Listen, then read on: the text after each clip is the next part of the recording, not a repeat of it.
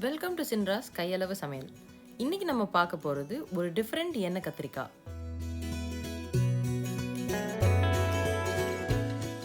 இது செய்கிறதுக்கு ஒரு சட்டியை அடுப்பில் வச்சுட்டு அது நல்லா காஞ்சதுக்கப்புறம் தேவையான அளவு எண்ணெய் ஊற்றிட்டு கட் பண்ணி வச்சுருக்கிற கத்திரிக்காயை அதில் போட்டு அது நல்லா வதங்குற அளவுக்கு வதக்கிக்கலாம்.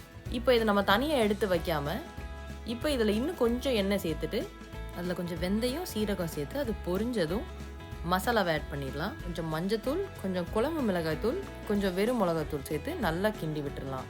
இப்போ இதில் கொஞ்சமாக எண்ணெய் சேர்த்து குறுகலாக நறுக்கின வெங்காயத்தையும் அதோட காஞ்ச மிளகாயும் சேர்த்து நல்லா இதை கிளறி விட்டுடலாம். இப்போ இதுக்கு தேவையான அளவு உப்பும் சேர்த்து இதை மூடி வச்சிடலாம்.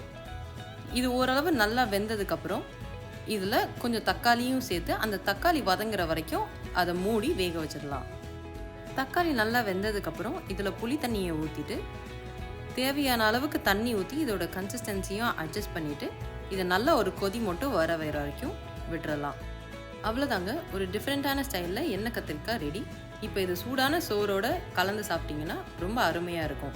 இதை ட்ரை பண்ணிவிட்டு எப்படி இருந்துச்சுன்னு சொல்லுங்கள். தேங்க்ஸ் ஃபார் வாட்சிங் the video. Please like, share and subscribe. Bye.